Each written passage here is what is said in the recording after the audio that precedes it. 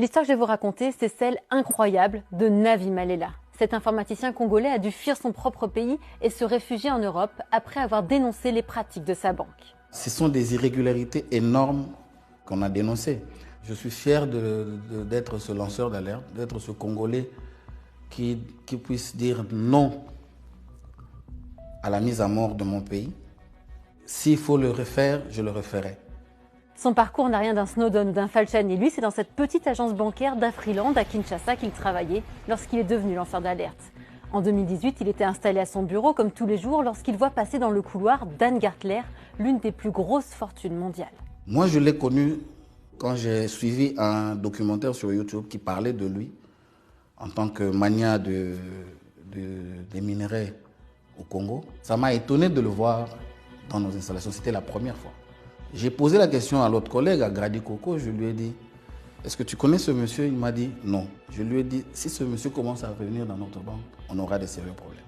Cuivre, diamant, cobalt, c'est bien simple en RDC, rien ne lui échappe, il a bâti un empire en rachetant des permis miniers à très bas prix pour les revendre à prix d'or à des compagnies internationales comme Glencore. Comme le prouve ce document du Trésor américain, rien qu'en 2 ans, il aurait fait perdre plus d'1,36 milliard de dollars au peuple congolais. Résultat, les États-Unis l'ont placé sous sanction dès décembre 2017. Ça signifie qu'on ne peut pas travailler avec cette personne.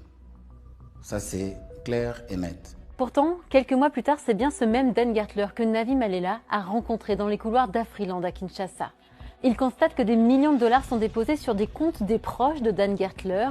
Pour contourner les sanctions, ces dollars sont convertis en euros puis réexpédiés à l'étranger. Navi Malela tente alors d'alerter sa direction, il écrit des rapports, mais rien ne se passe. Il décide alors d'agir. J'ai pris encore le risque d'envoyer les mêmes informations au vice-président du groupe. Et il m'avait promis une descente donc à Kinshasa pour une mission autour de ces informations. Mais jusqu'à mon départ du Congo, cette mission n'a jamais été effectuée.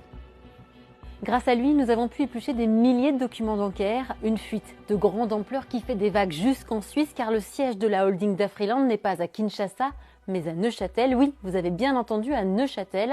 Évidemment, je me suis rendue sur place, mais vous allez le voir, aucune trace de banque. Bonjour, je cherche la banque Afriland. Oui, c'est bien ici oui et non, mais attendez. Oui et non.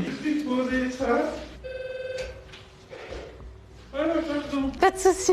Oui. Je suis journaliste pour la RTS et je cherche la banque Afriland. Alors, en fait, ils sont pas là physiquement, en fait. Voilà, ils ont leur adresse ici. Vous redirigez le courrier, c'est juste ça que... Ok. Et vous avez entendu que cette banque, elle est soupçonnée d'avoir contourné les sanctions américaines, d'être liée à des scandales de corruption, etc. Non, après, voilà, non. Et on n'a pas autrement des contacts avec eux. Merci beaucoup. Bonne journée à vous. Ne manquez pas notre enquête complète à suivre sur Mise au Point.